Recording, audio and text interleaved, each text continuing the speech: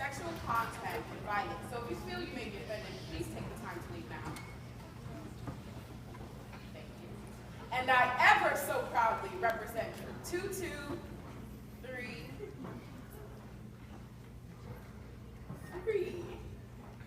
A rapist does not always have to be a stranger to be legitimate.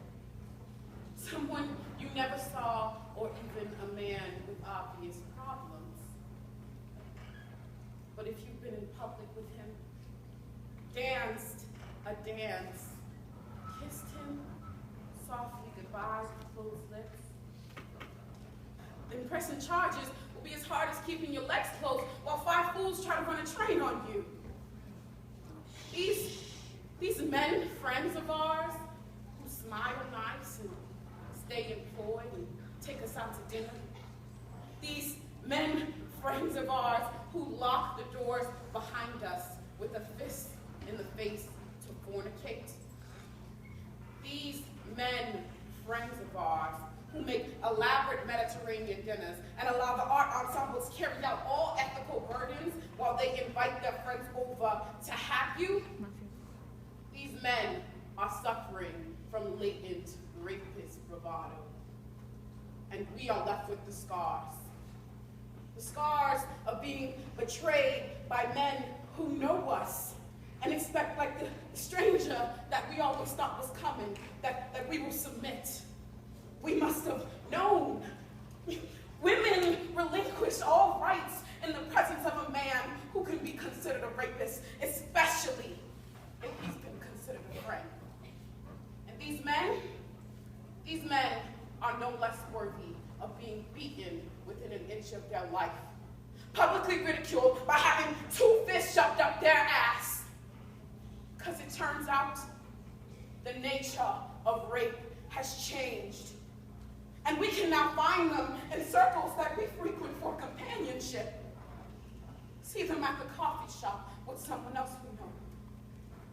Invite them into our homes and get raped by invitation. Friend. Fie. Unlit that threatening, unkind brow, and dart not scornful glances from those eyes to wound thy husband, thy king, thy governor. For it blots thy beauty as frost do by the needs, confounds thy fame as whirlwind shake their buds, and in no sense is meet or amiable. A woman moved is like a fountain troubled, muddy, thick, ill-seeming, and bereft of beauty. And while it is so, none so dry or thirsty will deign to sip or touch one drop of it. Thy husband is thy Lord, thy life, thy keeper, thy head, thy sovereign, and the one that cares for thee. And for thy maintenance commits his body to painful labor by both sea and land, to watch in night storm and day in cold, while thou liest at home, secure and safe.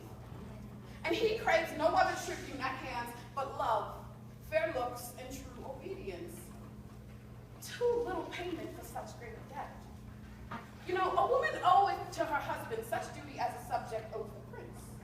And when she is froward, peevish, sullen, and sour, and not obedient to his honest will, what is she? What is she but a foul, contending rebel and graceless traitor to her loving Lord? I am ashamed that women are so simple to offer war where they should kneel for peace, or seek for rule, supremacy, and sway when they are bound to serve, love, and obey. Why else are our bodies so soft and smooth and unapt to toil in the world, but that they should well agree with our external parts? Come, you froward and unable worms, my mind hath been as big as one of yours, my heart just as great, and my reasons were haply more. But to bandy word for word and frown for frown, now I see our lances are but straws, our strength as weak as our weakness past compare, and seeming to be most in which we indeed least are. If not so, then veil your stomachs, for it is no root, and place your hand below your husband's foot, in token of my duty, if he may please. My hands are all